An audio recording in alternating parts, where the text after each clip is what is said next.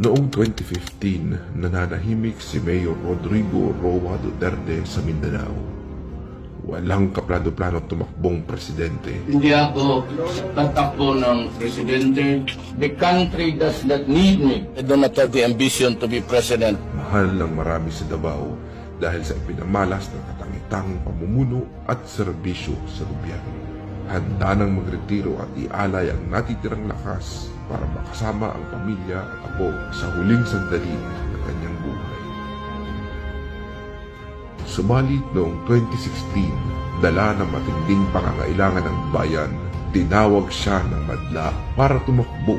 We need you. We need you to change our country. Please lang ako, tumakbo kayo. Sabay-sabay na tumakbo ang mga taga-suporta ni Davao City Mayor Rodrigo Duterte. Unti-unti lumakas ang panawagan hanggang sa di na ito napigilan.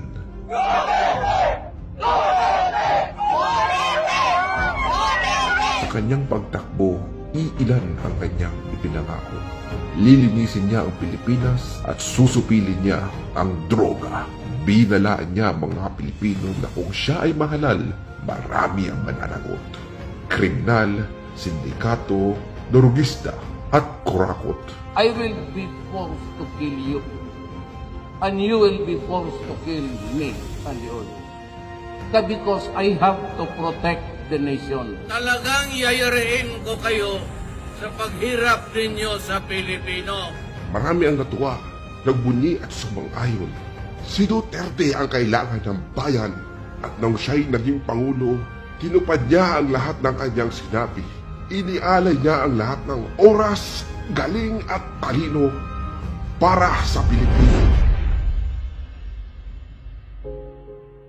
At ngayong 2025, inialay siya ng sariling gobyerno at nais siyang litisin, hindi dahil sa kasalanan, kundi dahil sa pangakong kanyang tinupad para sa Pilipino.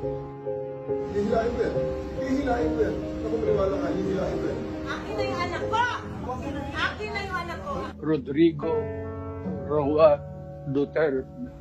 Si Pangulong Duterte ay hindi isang ordinaryong Pilipino o politiko. Siya ay dating presidenteng inihalal, mahal at suportado ng maraming Pilipino.